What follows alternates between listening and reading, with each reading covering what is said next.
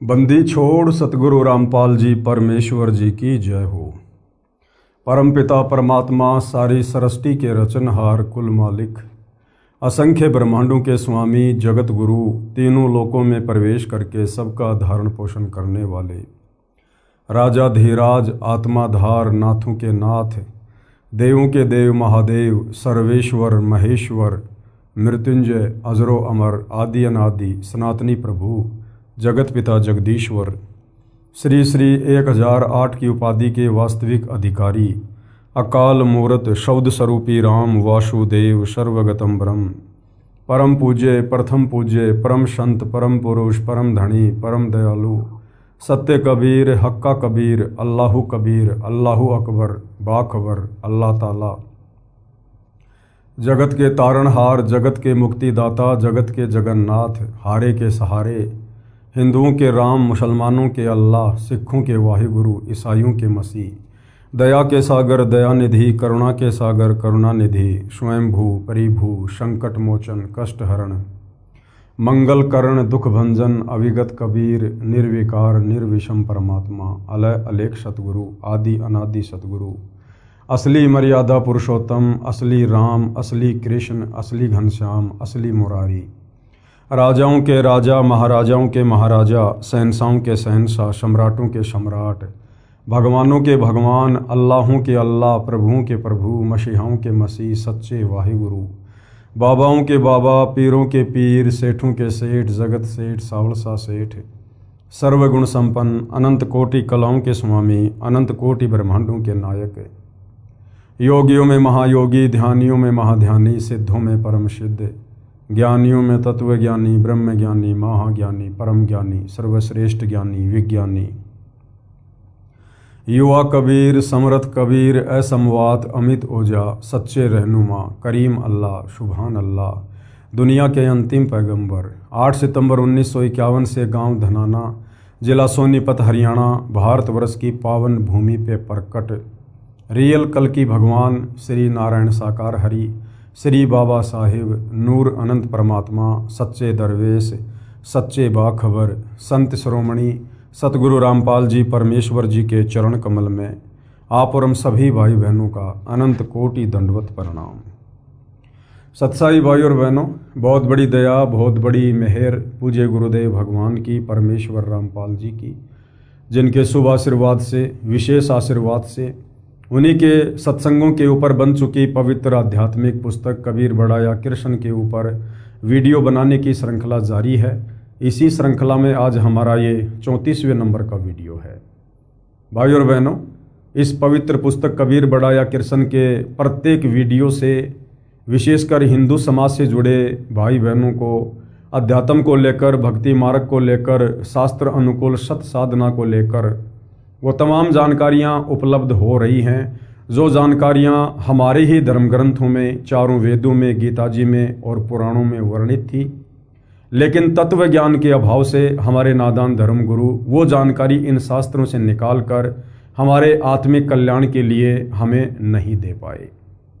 और ये आत्मा युगों युगों से जिन आध्यात्मिक सवालों को लेकर घूम रही है, जिन आध्यात्मिक सवालों के समाधान ना होने के कारण, उनके जवाब ना मिल पाने के कारण हम युगों युगों से जन्म और मरण के चक्कर में पड़े हुए हैं।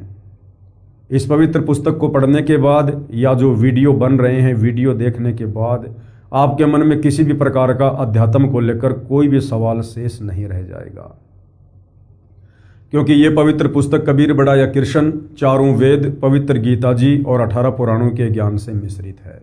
अर्थात इन तमाम धर्म ग्रंथों का सार निकालकर परमेश्वर रामपाल जी ने इस पवित्र पुस्तक में डाल रखा है। तो यदि आपने निष्पक्ष होकर धैर्य के साथ रुचि लेकर इस पवित्र पुस्तक को पढ़ा तो आपके सारे संशय दूर होंगे। तो भाई और बहनों, हमारा जो विषय चल रहा है वो है कबीर बड़ा या कृष्ण, सुप्रीम गॉड कौन है। एक तरफ जहां हिंदू धर्म के तमाम धर्म गुरु आचार्य शंकराचार्य श्री कृष्ण उर्फ विष्णु को परमात्मा बताते हुए उनके वकील बनकर जनता की अदालत में खड़े हुए हैं। उनका कहना है कि श्री कृष्ण उर्फ विष्णु जी ही पूर्ण परमात्मा हैं, चारों वेद, पवित्र गीता, 18 पुराण इन्हीं की महिमा का गुणगान करते हैं। यही सृष्टि को बनाते हैं, यही सृष्टि का पालन पोषण करते हैं और अंत में यही संहार करते हैं। ये अविनाशी हैं, अजर व अमर हैं, इनके कोई माता पिता नहीं हैं और इन्हीं की भक्ति से मुक्ति होगी।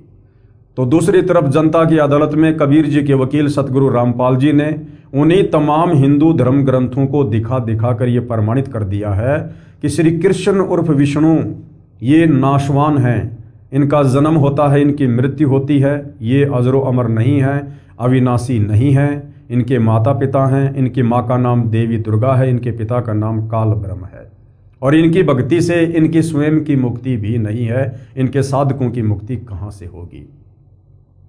और प्रमाण के रूप में चारों वेद, पवित्र गीता और 18 पुराण ही रख दिए हैं। तो जनता जो अब शिक्षित है, पढ़ी लिखी है, अपनी आंखों से सारे प्रमाण अपने धर्म ग्रंथों में लिखे हुए देखकर सत्य मानने को मजबूर हो रही है और अध्यात्म में रुचि लेते हुए सतगुरु रामपाल जी से तरह तरह के सवाल कर रही है, जो सवाल वर्षों से उनके दिमाग में घूम रहे थे, परंतु कोई भी धर्मगुरु उनका शास्त्र प्रमाणित जवाब नहीं दे पा रहा था। अटपट अवश्य करते थे, परंतु आत्मा स्वीकार नहीं करती थी।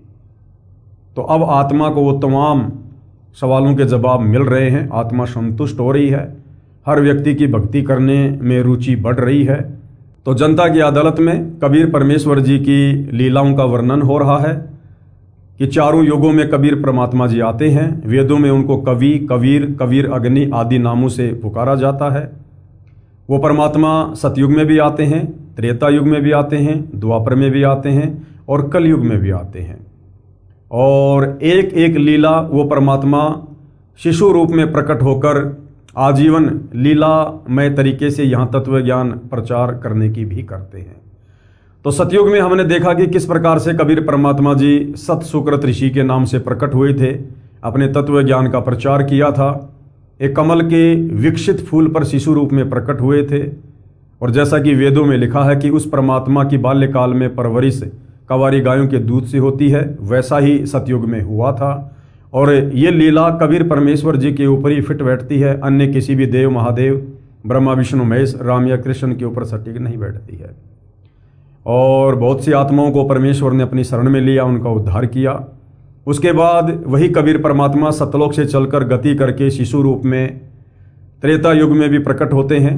आज हम त्रेता युग में परमेश्वर जी किस प्रकार लीलामय तरीके से प्रकट हुए थे, क्या क्या उन्होंने लीलाएं की, आज उस विषय पर हम आगे बढ़ेंगे। त्रेता युग में कबीर परमेश्वर जी का प्रकट होना। धर्मदास जी ने प्रश्न किया जिंदा रूप में कबीर परमात्मा जी से।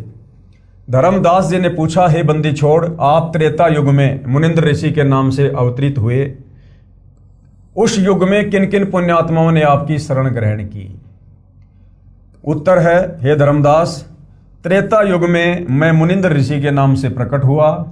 त्रेता युग में भी मैं एक शिशु रूप धारण करके कमल के फूल पर प्रकट हुआ था। वेदों में लिखा है कि वो परमात्मा प्रत्येक युग में शिशु रूप में किसी तालाब पर एक कमल के फूल पर प्रकट होता है। अब भाइयों और बहनों, कमल के फूल पर प्रकट होने की लीला ना श्री विष्णु जी ने की, ना श्री ब्रह्मा जी ने की और ना शंकर जी ने की, ना श्री राम ने की, ना श्री कृष्ण जी ने की।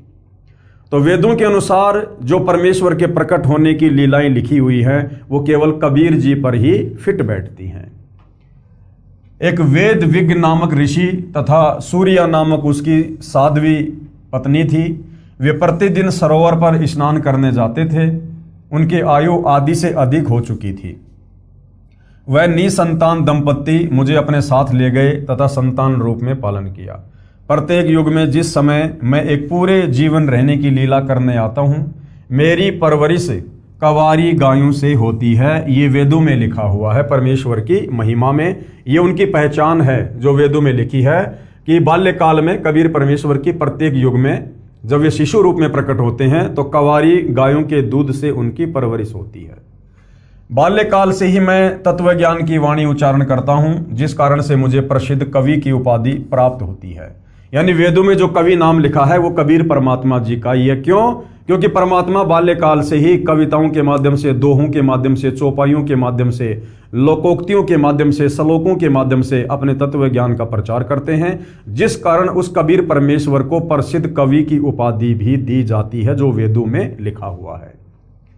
जिस कारण से मुझे प्रसिद्ध कवि की उपाधि प्राप्त होती है, परंतु ज्ञानहीन ऋषियों द्वारा भ्रमित जनता मुझे न पहचान कर एक कवि की उपाधि प्रदान कर देती है। लोग सोच लेते हैं कि कबीर जी तो केवल एक कवि ही थे।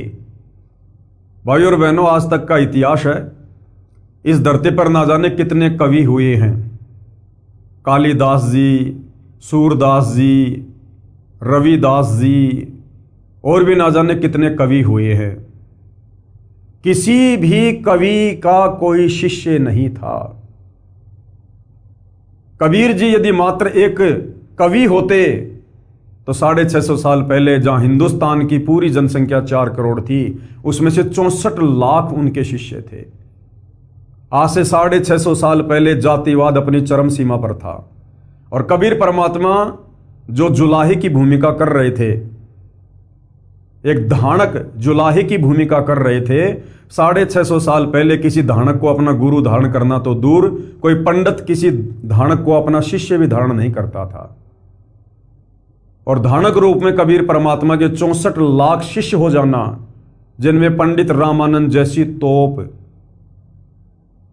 तो वो केवल एक कवि नहीं थे, वे साक्षात पूर्ण ब्रह्म परमेश्वर थे, परमात्मा जी थे। अन्यथा किसी भी कवि के कोई भी शिष्य नहीं हुए।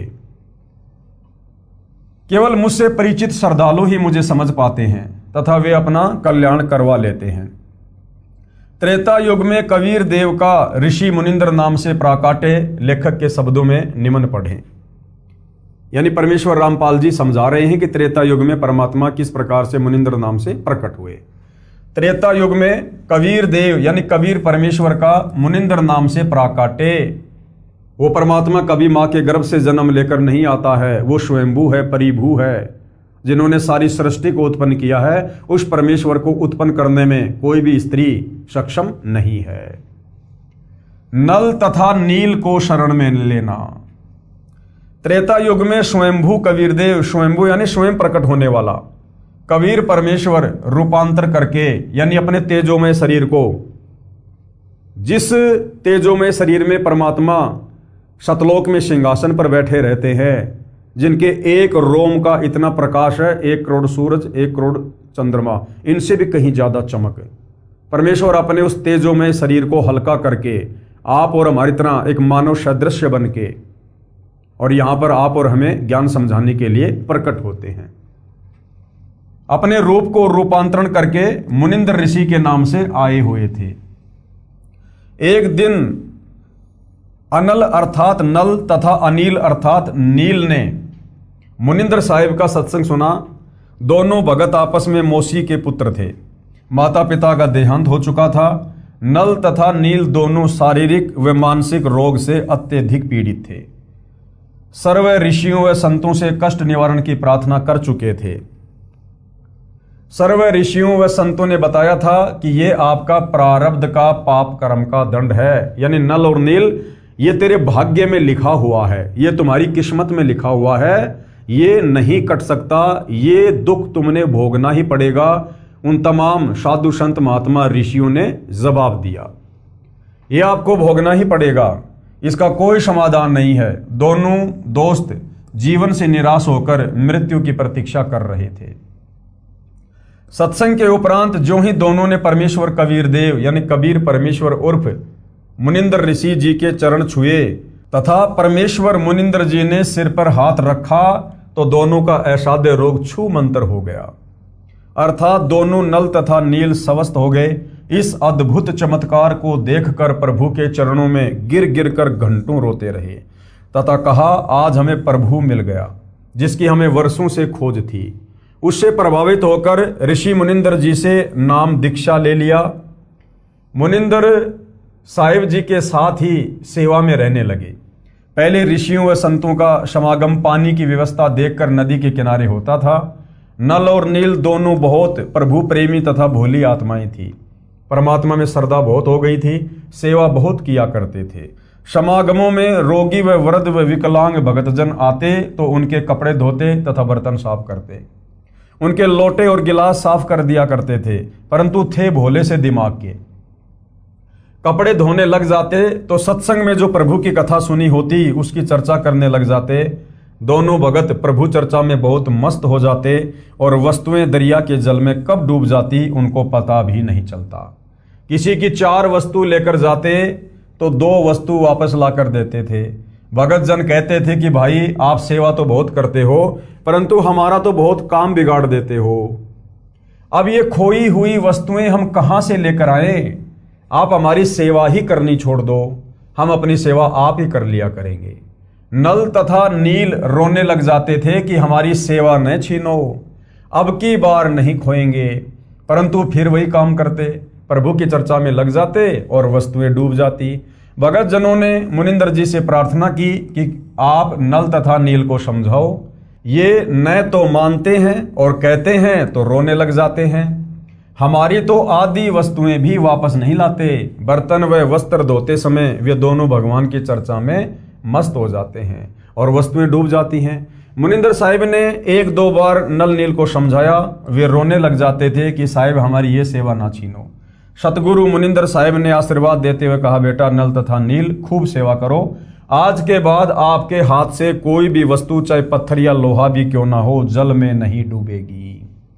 नल और नील को त्रेता युग में मुनिंदर नाम से आए हुए कबीर परमेश्वर जी ने आशीर्वाद दिया था कि मैं तुम्हें आशीर्वाद देता हूं, आज के बाद तुम्हारे हाथों से जल में छोड़ी गई कोई भी वस्तु नहीं डूबेगी, चाहे पत्थर हो चाहे लोहा हो। आगे का जो प्रकरण है भाई और बहनों, वो नल और नील के इस आशीर्वाद से जुड़ा हुआ है।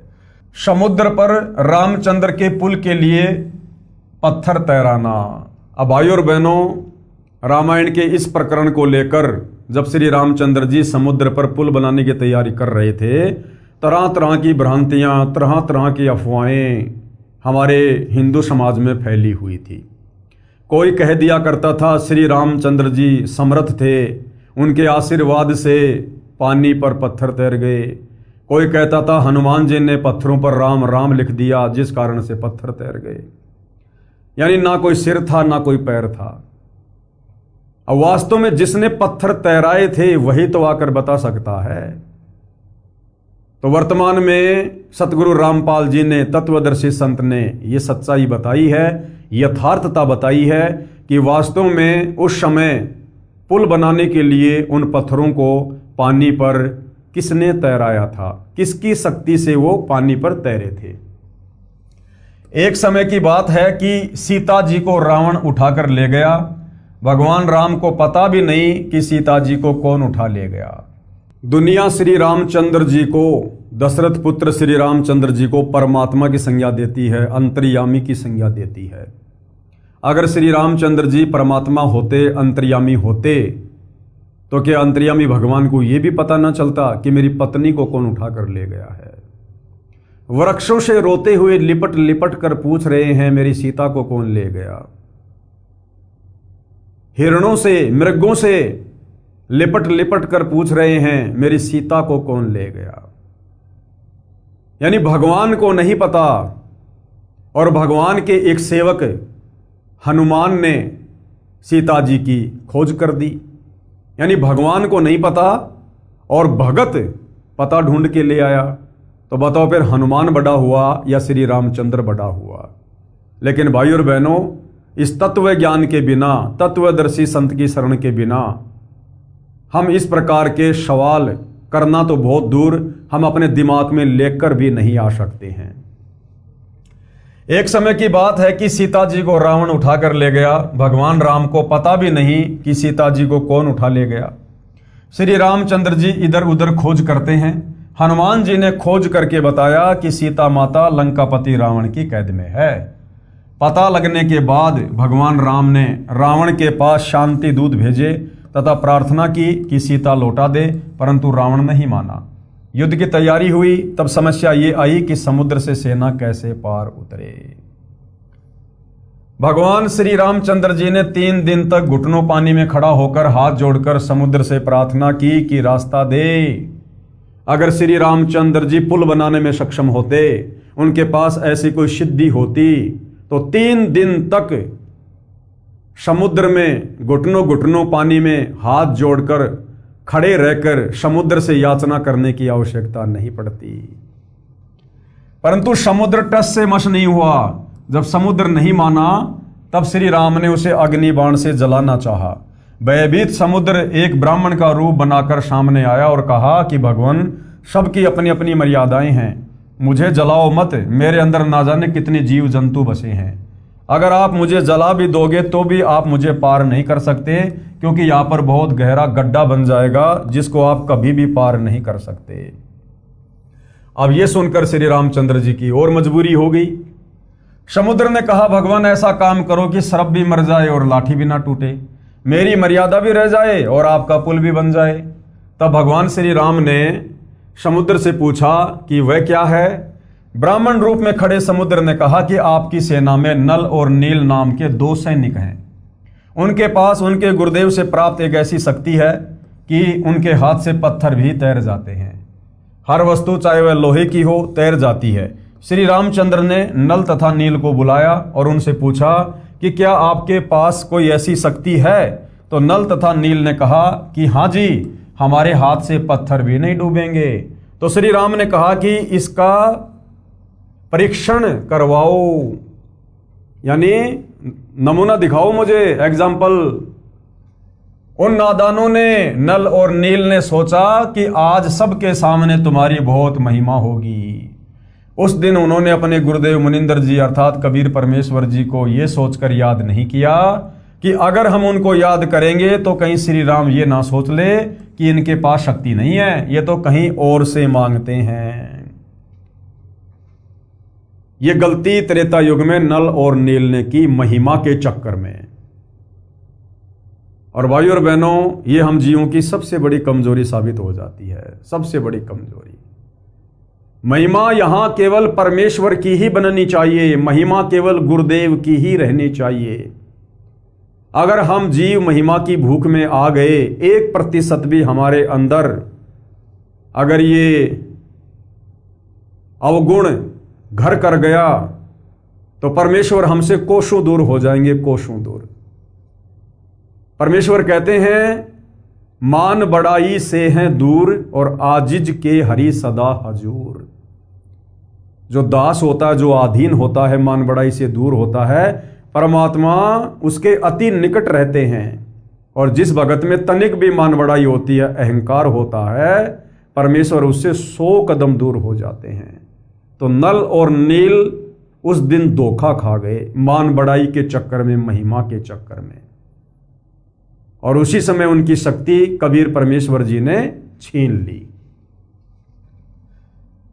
कि इनके पास शक्ति नहीं है, ये तो कहीं और से मांगते हैं। उन्होंने पत्थर उठाकर समुद्र के जल में डाला तो वह पत्थर डूब गया। नल तथा नील ने बहुत कोशिश की, परंतु उनसे पत्थर नहीं तरे। तब भगवान राम ने समुद्र की ओर देखा, मानो कहना चाह रहे हो कि आप तो झूठ बोल रहे थे, इनमें तो कोई शक्ति नहीं है। समुद्र ने कहा कि नल नील, आज तुमने अपने गुरुदेव को याद क्यों नहीं किया? अपने गुरुदेव को याद करो। वे दोनों समझ गए कि आज तो हमने गलती कर दी। उसी समय दोनों की बुद्धि ऑन हो गई, झटका लग गया। उन्होंने सतगुरु मुनिंदर साहिब जी को याद किया। सतगुरु मुनिंदर यानी कबीर परमेश्वर जी वहां पर पहुंच गए। भगवान रामचंद्र जी ने कहा कि हे ऋषिवर, मेरा दुर्भाग्य है कि आपके सेवकों से पत्थर नहीं तैर रहे हैं। मुनिंदर साहिब ने कहा कि अब इनके हाथ से कभी तैरेंगे भी नहीं, क्योंकि इनको अभिमान हो गया है।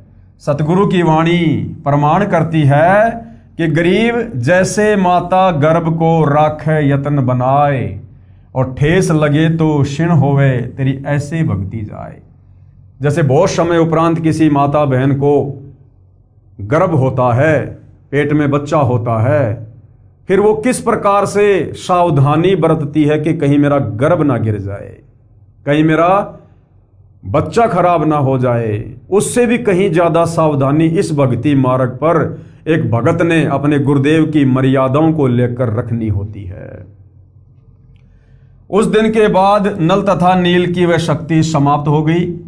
श्री रामचंद्र जी ने परमेश्वर मुनिंदर साहिब जी से कहा कि हे ऋषिवर, मुझ पर बहुत आपत्ति पड़ी हुई है, दया करो, किसी प्रकार सेना परले पार हो जाए। जब आप अपने सेवकों को शक्ति दे सकते हो तो प्रभु मुझ पर भी कुछ रजा करो। मुनिंदर साहिब जी ने कहा कि ये जो सामने वाला पहाड़ है, मैंने उसके चारों तरफ एक रेखा खींच दी है, इसके बीच बीच के पत्थर उठा लाओ, वे नहीं डूबेंगे। श्री राम ने परीक्षण के लिए पत्थर मंगवाया, उसको पानी पर रखा तो वह तैरने लग गया। अब श्री रामचंद्र जी ने क्या किया कि हनुमान जी को आदेश दिया कि हनुमान एक पत्थर उठा के ला। अब हनुमान तो पहलवान टाइप था, बड़ा सा पत्थर उठा के ले आया, और वो पत्थर जब पानी में डाला गया तो कबीर परमेश्वर जी के आशीर्वाद से, जो मुनिंदर नाम से आए हुए थे, वो पानी पर तैरने लगा। अब भाइयों और बहनों, होता क्या है, जो सेना रामचंद्र जी लेकर गए थे वहां पर, वो सेना कोई 10-20 व्यक्ति नहीं थे, वो करोड़ों में थी। और जिस समय परमात्मा कबीर जी, रामचंद्र जी, नल और नील, इनके बीच में जो वार्ता हो रही थी, तो वहां पूज्य गुरुदेव भगवान ने बताया कि मुश्किल से 10, 20, 100, 50 व्यक्ति होंगे। बाकी सेना को नहीं पता कि क्या बातचीत हो रही है, किसने क्या गलती कर दी, मुनिंदर जी ने क्या आशीर्वाद दिया है। तो बाकी सेना को तो केवल हनुमान और वो पत्थर दिखाई दे रहा था, और जो पत्थर वहां डाला गया तो वो पानी पर तैरने लगा परमेश्वर जी के आशीर्वाद से। अब धीरे धीरे धीरे धीरे खुशर पुसर होते होते बात फैल गई कि भाई हनुमान जी ने जो पत्थर उठाया था और वो पत्थर जो पानी में डाला था, वो पत्थर तैर गया। तो इस प्रकार से अफवाहें फैल गई, और लंका से विजय प्राप्त करने के बाद जब लोग वापस अपने अपने घरों पर आए तो ये अफवाह हर जगह फैल गई कि हनुमान जी पत्थरों के ऊपर राम राम लिख दिया करते थे, जिस कारण से पत्थर समुद्र पर तैरने लग जाया करते थे। नल तथा नील कारीगर यानी शिल्पकार भी थे। हनुमान जी प्रतिदिन भगवान याद किया करते थे, उनसे अपनी दैनिक क्रिया भी करते रहने के लिए राम राम भी लिखता रहा, और पहाड़ के पहाड़ उठाकर ले आता था। नल नील उनको जोड़ तोड़कर पुल में लगा देते थे। इस प्रकार पुल बना था। धर्मदास जी कहते हैं, रहे नल नील यतन कर हार, तब सतगुरु से करी पुकार। जा सत रेखा लिखी अपार, सिंधु पर सिला तिराने वाले। धन धन सतगुरु सत्य कबीर, भगत की पीर मिटाने वाले। कोई कहता था कि हनुमान जी ने पत्थर पर राम का नाम लिख दिया था, इसलिए पत्थर तैर गए। कोई कहता था कि नल नील ने पुल बनाया था। कोई कहता था कि श्री राम ने पुल बनाया था। परंतु ये सत्य कथा ऐसे है जो ऊपर लिखी है, यानी सच्चाई ये है जो अभी परमेश्वर रामपाल जी के कर कमल से लिखा हुआ हमने पढ़ा है। सत कबीर की साखी, पेज नंबर 179 से 182। पीव पिछाण को अंग, कबीर तीन देव को सब कोई ध्यावे, चौथे देव का मर्म न पावे। और चौथा छोड़ पंचम को ध्यावे, कहे कबीर सो हम पर आवे। कबीर परमात्मा जी कहते हैं कि इस काल के लोक में 21 ब्रह्मांड में तत्व ज्ञान के अभाव में तीन देवता ब्रह्मा विष्णु महेश को हर कोई पूजता है भगवान मानकर, और चौथे देव का मर्म न पावे। चौथा है ब्रह्मा विष्णु महेश का पिता ब्रह्म काल निरंजन। और कहते हैं चौथा छोड़ पंचम को ध्यावे, चौथे को भी छोड़ दो, काल ब्रह्म की भक्ति से भी मोक्ष नहीं है। चौथा छोड़ पंचम को ध्यावे। पांचवा कौन है? कबीर परमात्मा।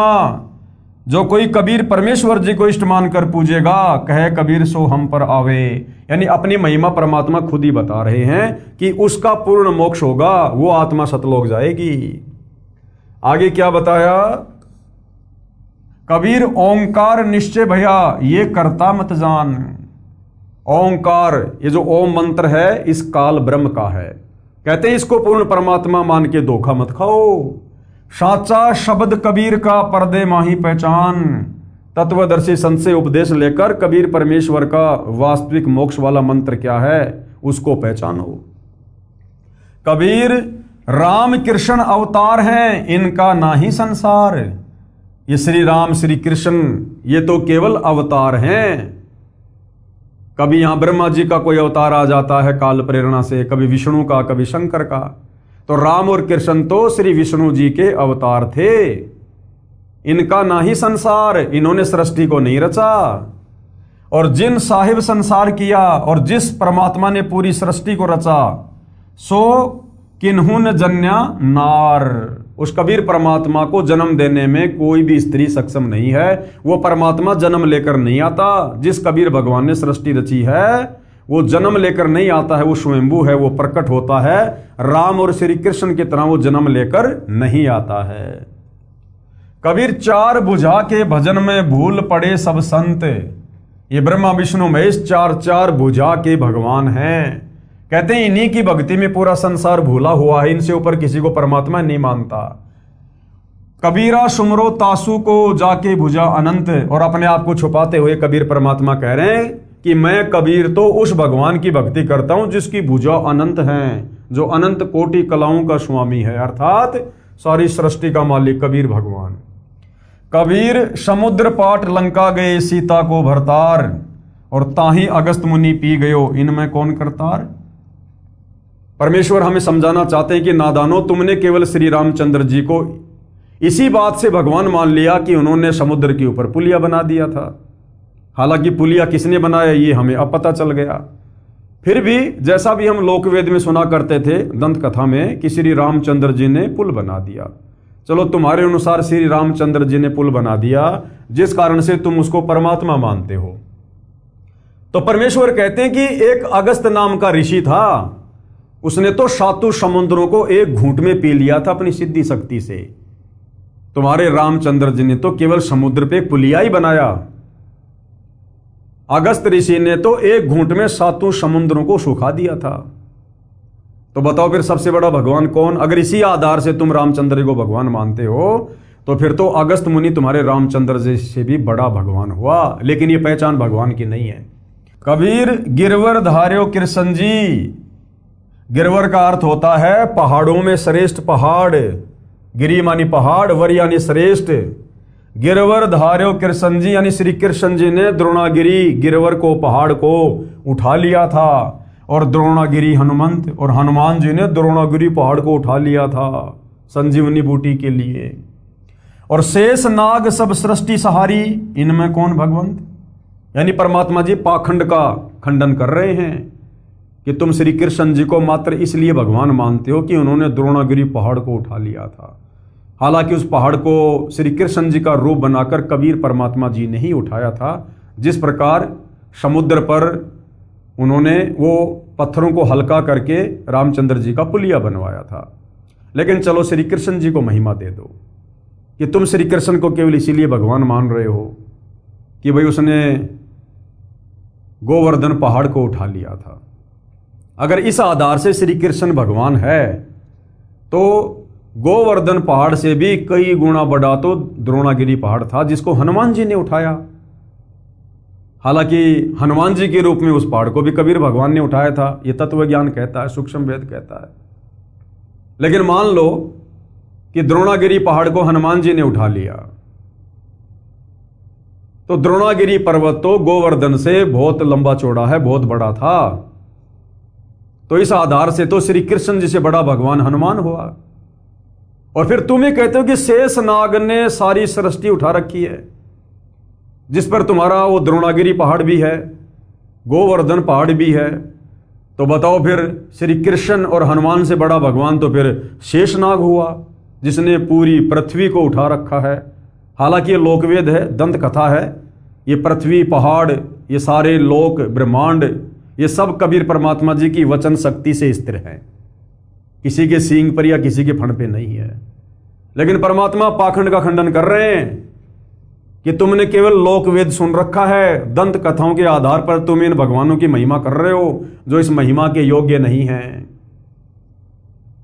इस सारी सृष्टि को कबीर परमेश्वर जी ने रचा है, बनाया है, और उस कबीर परमात्मा के लिए रत्ती भर भी भार नहीं है सारी सृष्टि का, रत्ती भर भी।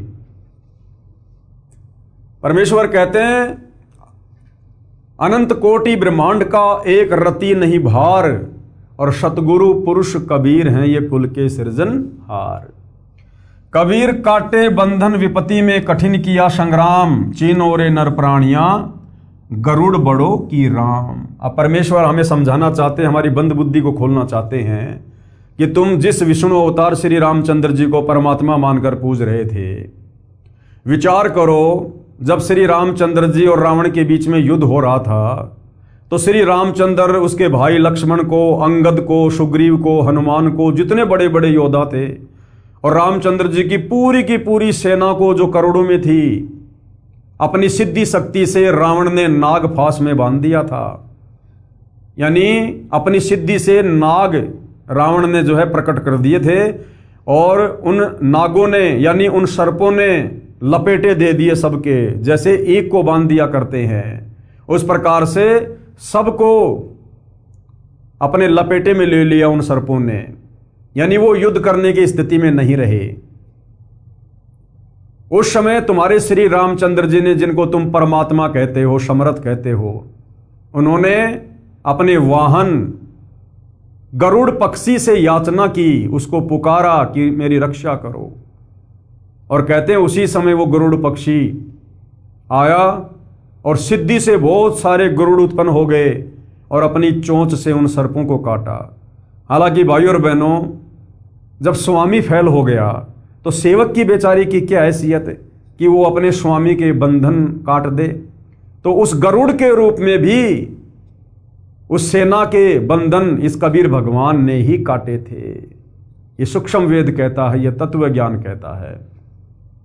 तो कहने का मतलब है, दंत कथा के आधार से जो हम सुनते थे कि श्री रामचंद्र जी सहित उनकी सेना को नाग फांस में बांध दिया गया था, फिर उनके वाहन ने, उस गरुड़ पक्षी ने आकर उनको बंधन मुक्त किया। तो बताओ फिर वो गरुड़ पक्षी बड़ा हुआ या श्री राम बड़ा हुआ, जिसने श्री राम के भी बंधन काटे आपत्ति के समय? तो फिर बड़ा कौन हुआ, गरुड़ बड़ा हुआ या रामचंद्र बड़ा हुआ? यानी कोई सिर पैर भाई और बहनों अध्यात्म का आज से पहले नहीं था। अब परमेश्वर रामपाल जी ने आकर अपना तत्व ज्ञान देकर अपने आशीर्वाद से सबकी बुद्धि ऑन की है। कबीर कहे कबीर चित चेत हूं शब्द करो निर्वार, और श्री राम ही करता कहते हैं भूल पड़े संसार। कबीर जिन राम कृष्ण व निरंजन कियो सो तो करता न्यार, अंधा ज्ञान न बूझ ही कहे कबीर विचार। परमेश्वर कबीर जी द्वारा विभीषण तथा मंदोदरी को शरण में लेना। अब ये भी हमारे विशेषकर हिंदू समाज में एक बहुत बड़ी भ्रांति है कि विभीषण श्री रामचंद्र जी का भगत था। नहीं, विभीषण श्री रामचंद्र जी की भक्ति नहीं करता था।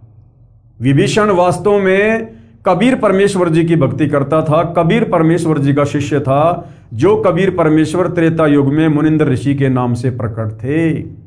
और जब मुनिंद्र ऋषि जी रावण की नगरी में गए, लंका में गए, तो वहां पर विभीषण ने और मंदोदरी ने उनसे उपदेश ग्रहण किया था।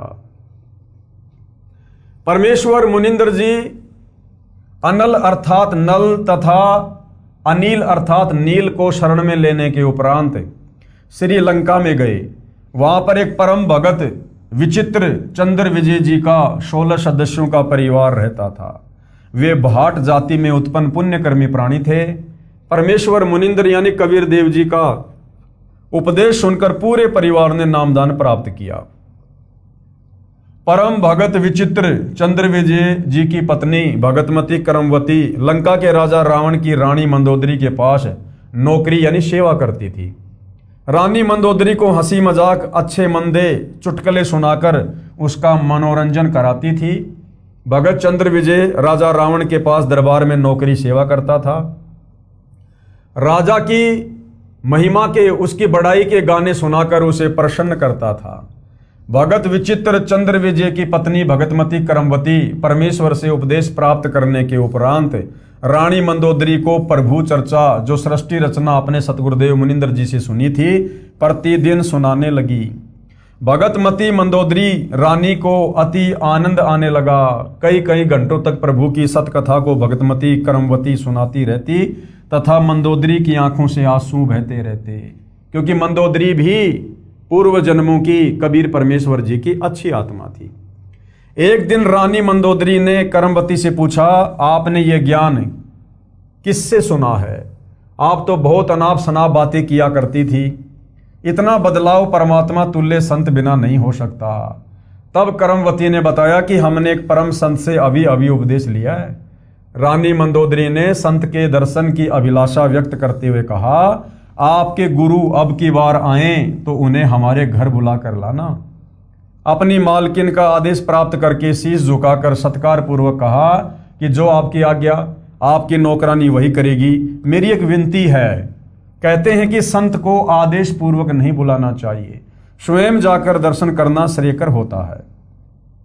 और जैसे आपकी आज्ञा वैसा ही होगा। महारानी मंदोदरी ने कहा कि अब के आपके गुरुदेव जी आए तो मुझे बताना, मैं स्वयं उनके पास जाकर दर्शन करूंगी। परमेश्वर ने फिर श्रीलंका में रजा की। मंदोदरी रानी ने उपदेश प्राप्त किया। कुछ समय उपरांत अपने प्रिय देवर भगत विभीषण जी को उपदेश दिलाया। भगतमती मंदोदरी उपदेश प्राप्त करके अहरनिश यानी दिन रात भगवान स्मरण में लीन रहने लगी। अपने पति रावण को भी सतगुरु मनिंदर जी से उपदेश प्राप्त करने की कई बार प्रार्थना की, परंतु रावण नहीं माना तथा कहा करता था कि मैंने परम शक्ति महेश्वर मृत्युंजय शिव जी की भक्ति की है, इसके तुल्य कोई शक्ति नहीं है, आपको किसी ने बहका लिया है। कुछ ही समय उपरांत वनवास प्राप्त श्री सीता जी का अपहरण करके रावण ने अपने नौलखा बाग में कैद कर लिया। भगतमती मंदोदरी के बार बार प्रार्थना करने से भी रावण ने माता सीता जी को वापस छोड़कर आना स्वीकार नहीं किया। तब भगतमती मंदोदरी जी ने अपने गुरुदेव मुनिंदर जी से कहा, महाराज जी, मेरे पति ने किसी औरत का अपहरण कर लिया है, मुझसे सहन नहीं हो रहा है। वह उसे वापस छोड़कर आना किसी कीमत पर भी स्वीकार नहीं कर रहा है। आप दया करो मेरे प्रभु, आज तक जीवन में मैंने ऐसा दुख नहीं देखा था। परमेश्वर मुनिंदर जी ने कहा कि बेटी मंदोदरी, ये औरत कोई साधारण स्त्री नहीं है। श्री विष्णु जी को श्रापवश पृथ्वी पर आना पड़ा है।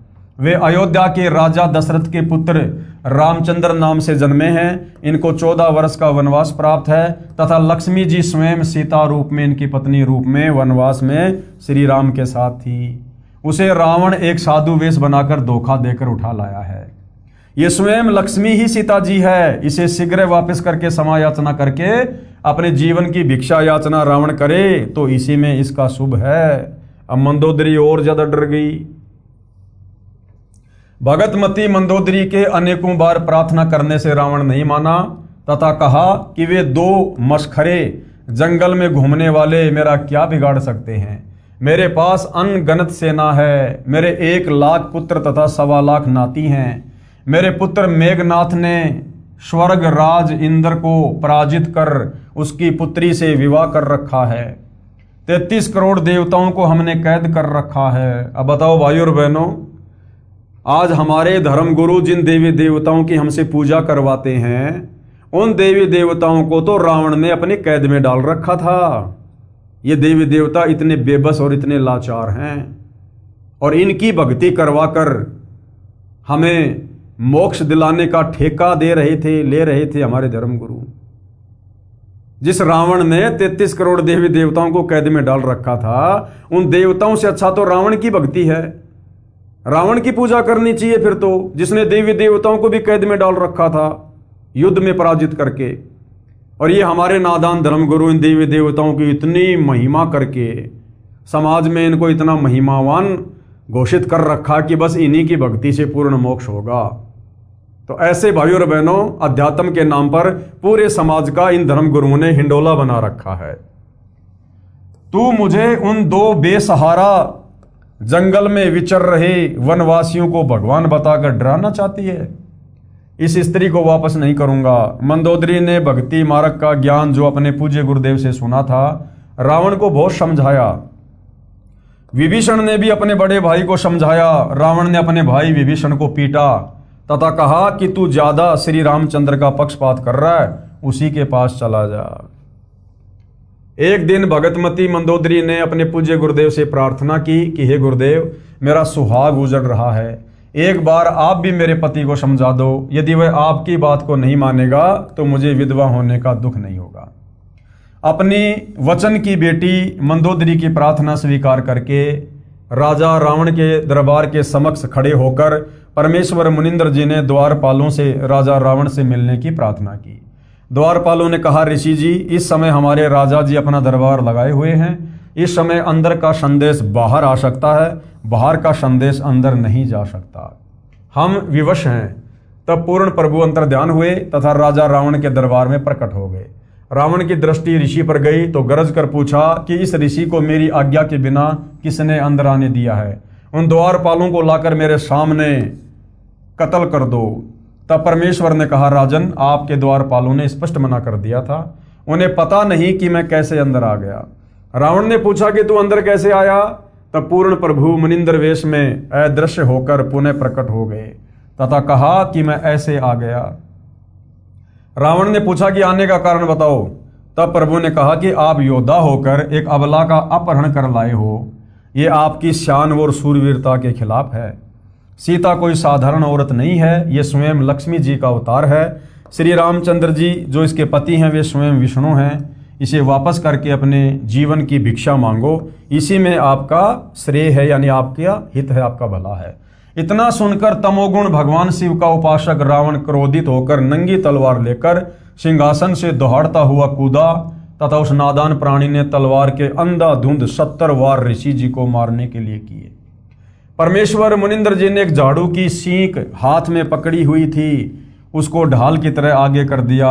रावण के 70 वार उस नाजुक सींक पर लगे। ऐसे आवाज हुई जैसे लोहे के खंभे पर तलवार लग रही हो, और सींक टक से मश भी नहीं हुई। रावण को पसीने आ गए, फिर भी अपने अहंकार वश नहीं माना। ये तो जान लिया कि ये कोई साधारण ऋषि नहीं है। रावण ने अभिमानवश कहा कि मैंने आपकी एक भी बात नहीं सुननी है, आप जा सकते हैं। परमेश्वर जी अंतर्ध्यान हो गए तथा मंदोदरी को सर्व वृत्तांत सुनाकर प्रस्थान किया। रानी मंदोदरी ने कहा, गुरुदेव, अब मुझे विधवा होने में कोई कष्ट नहीं होगा। श्री रामचंद्र व रावण का युद्ध हुआ, रावण का वध हुआ। जिस लंका के राज्य को रावण ने तमोगुण भगवान शिव की कठिन साधना करके 10 बार शीश न्योछावर करके प्राप्त किया था, वह क्षणिक सुख भी रावण का चला गया तथा नरक का भागी हुआ। इसके विपरीत पूर्ण परमात्मा के सतनाम साधक विभीषण को बिना कठिन साधना किए पूर्ण प्रभु की सत्य साधना व रजा से लंका देश का राज्य भी प्राप्त हुआ, क्योंकि रावण के मरने के बाद में विभीषण का राज्याभिषेक कर दिया गया था। हजारों वर्षों तक विभीषण ने लंका का राज्य का सुख भोगा तथा प्रभु कृपया से राज्य में पूर्ण शांति रही। सभी राक्षस व्यक्ति विनाश को प्राप्त हो चुके थे। भगतमती मंदोदरी तथा भगत विभीषण तथा परम भगत चंद्र विजय जी के परिवार के पूरे 16 सदस्य तथा अन्य जिन्होंने पूर्ण परमेश्वर का उपदेश प्राप्त करके आजीवन मर्यादावत सतभक्ति की, वे सर्व साधक यहाँ पृथ्वी पर भी सुखी रहे तथा अंत समय में परमेश्वर के विमान में बैठकर सतलोक यानी शाश्वत स्थानम में चले गए। इसलिए पवित्र गीता अध्याय 7 श्लोक 12 से 15 में कहा है कि तीनों गुणों रजगुण ब्रह्मा जी, सतगुण विष्णु जी और तमगुण शिव जी की भक्ति साधना से मिलने वाली क्षणिक सुविधाओं के द्वारा जिनका ज्ञान हरा जा चुका है, वे राक्षस स्वभाव वाले मनुष्यों में नीच दुष्कर्म करने वाले मूर्ख मुझ काल ब्रह्म को भी नहीं भजते। फिर गीता अध्याय 7 श्लोक 18 में गीता बोलने वाला काल ब्रह्म जो ब्रह्मा विष्णु महेश का पिता है, क्या कह रहा है कि कोई एक अच्छी आत्मा मेरी यानी ब्रह्म की ही साधना करता है, क्योंकि उनको तत्वदर्शी संत नहीं मिला। वे भी नेक आत्माएं मेरी अनुत्तम यानी अति श्रेष्ठ यानी घटिया गति में आश्रित रह गए। वे भी पूर्ण मुक्त नहीं हैं। इसलिए पवित्र गीता अध्याय 18 श्लोक 62 में कहा कि हे अर्जुन, तू सर्वभाव से उस परमेश्वर की यानी पूर्ण परमात्मा अर्थात तत् ब्रह्म की शरण में जा। उसकी कृपा से ही तो परम शांति तथा सतलोक अर्थात सतनाम परम धाम को प्राप्त होगा। गीता ज्ञानदाता यानी काल ब्रह्म कह रहा है। इसलिए पुण्यात्माओं से निवेदन है कि आज इस दासन के भी दास यानी सतगुरु रामपाल जी अपने लिए कह रहे हैं कि मेरे पास पूर्ण परमात्मा प्राप्ति की वास्तविक विधि प्राप्त है, निःशुल्क उपदेश लेकर लाभ उठाओ। आगे धर्मदास जी ने प्रश्न किया कबीर परमेश्वर जी से, धर्मदास जी ने प्रश्न किया कि हे प्रभु, कुछ श्रद्धालु भी श्री हनुमान जी की पूजा करते हैं, ये शास्त्र विरुद्ध है या अनुकूल है? तो उत्तर क्या दिया परमेश्वर ने? कबीर देव जी ने कहा कि हे धर्मदास, अर्जुन को काल ब्रह्म ने श्रीमद् भगवत गीता अध्याय 16 श्लोक 23-24 में कहा कि हे अर्जुन, जो व्यक्ति शास्त्र विधि को त्याग कर अपनी इच्छा से मनमाना आचरण यानी पूजा करता है, वह न सिद्धि को प्राप्त होता है, न परम गति को, न सुख को ही। गीता अध्याय 16 श्लोक 23। इससे तेरे लिए कर्तव्य अर्थात जो करने योग्य भक्ति कर्म तथा अकर्तव्य अर्थात न करने योग्य जो त्यागने योग्य जो कर्म है, उनकी व्यवस्था में शास्त्र में लिखा उल्लेख ही प्रमाण है। यानी कौन सी भक्ति करनी चाहिए, कौन से भक्ति कर्म करने चाहिए और कौन से नहीं करने चाहिए, शास्त्र ही प्रमाण है। किसी की दंत कथा पे, सुनी सुनाई बातों पे यकीन मत करना। ऐसा जानकर तू शास्त्र विधि से नियत भक्ति कर्म अर्थात साधना ही करने योग्य है। गीता अध्याय 16 श्लोक 24। हे धर्मदास जी, गीता अध्याय 7 श्लोक 12 से 15 व 20 से 23 तथा गीता अध्याय 9 श्लोक 20 से 23 तथा 25 में गीता ज्ञानदाता काल ब्रह्म ने तीनों देवताओं रजगुण ब्रह्मा, सदगुण विष्णु तथा तमगुण शिव की पूजा करना भी व्यर्थ कहा है। फिर भला हनुमान जी की पूजा शास्त्र अनुकूल कैसे हो जाएगी? जब गीता अध्याय 7 श्लोक नंबर 12 से 15 में 20 से 23 में ब्रह्मा विष्णु महेश की पूजा करने के लिए भी मना किया गया है गीता ज्ञानदाता काल ब्रह्म के द्वारा, तो हनुमान जी तो ब्रह्मा विष्णु महेश से बड़े नहीं हो सकते। तो हनुमान जी की पूजा भी मनमाना आचरण है, शास्त्र विरुद्ध साधना है। भूतों की पूजा, पितरों की पूजा व अन्य सर्व देवताओं की पूजा को भी अविधि पूर्वक यानी शास्त्र विरुद्ध बताया गया है। हनुमान तो राम भगत थे, वे स्वयं भी भक्ति करते थे तथा अन्य को भी राम की भक्ति करने को ही कहा करते थे। यदि कोई भगत दूसरे भगत की पूजा करता है, वह शास्त्र विधि विरुद्ध होने से व्यर्थ है। त्रेता युग में मैंने हनुमान को भी शरण में लिया था। तो परमेश्वर जी कह रहे हैं कि हनुमान जी तो एक भगत थे और वो तो दूसरों को भी श्री रामचंद्र जी की भक्ति करने की सलाह दिया करते थे। अब यदि भगत एक भगत की पूजा करेगा तो ये तो शास्त्रों के खिलाफ है, ये तो भक्ति विधान के खिलाफ है। भगत ने तो भगवान की पूजा करनी चाहिए। और इन नादान धर्म गुरु आचार्य शंकराचार्यों के गुमराह करने के चलते आज पूरा हिंदू समाज इन भक्तों की पूजा में लगा हुआ है, यानी हनुमान जी की पूजा में लगा हुआ है, जो शास्त्र विरुद्ध है।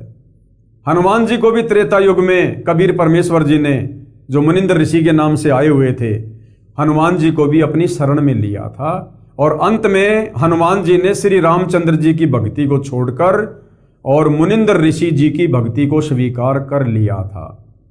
ये प्रकरण भी आने वाले समय में आप भाई बहनों को सुनाया जाएगा, बताया जाएगा।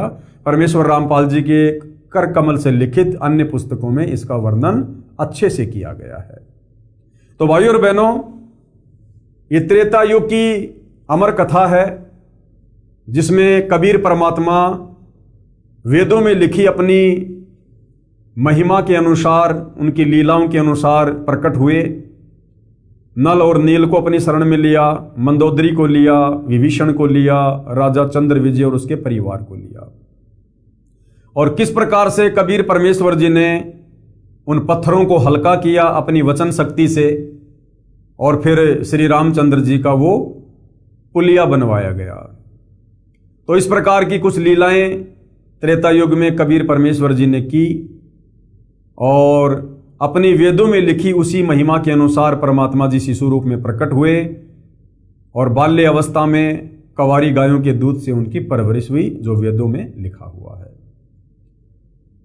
तो ये कुछ जानकारी थी त्रेता युग में परमेश्वर के प्रकट होकर आने की लीलाओं की।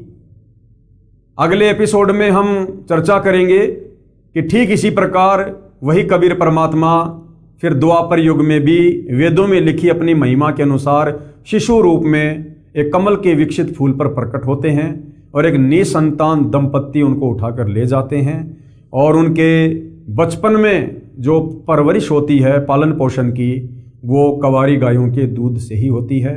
और द्वापर युग में परमेश्वर जी ने किन किन आत्माओं को अपना ज्ञान बताया, किन किन को शरण में लिया और कैसे उनका उद्धार किया। इस विषय पर हम विशेष चर्चा कल के एपिसोड में करेंगे, परमेश्वर जी की महिमा के अंतर्गत। तो जनता की अदालत में सतगुरु रामपाल जी इन अमर कथाओं को जनता के सामने रख रहे हैं और जनता इन अमर कथाओं को सुनकर गदगद हो रही है और भक्ति में उनकी रुचि बढ़ रही है।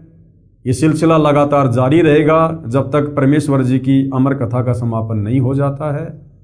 तो आज के एपिसोड में केवल इतना ही। कल परमेश्वर की सेवा में फिर हाजिर होंगे। तब तक पूज्य गुरुदेव भगवान हम सबको आज्ञा दे, आशीर्वाद दे, सद्बुद्धि दे, हमारा मार्गदर्शन करे। बंदी छोड़ सतगुरु रामपाल जी परमेश्वर जी की जय हो।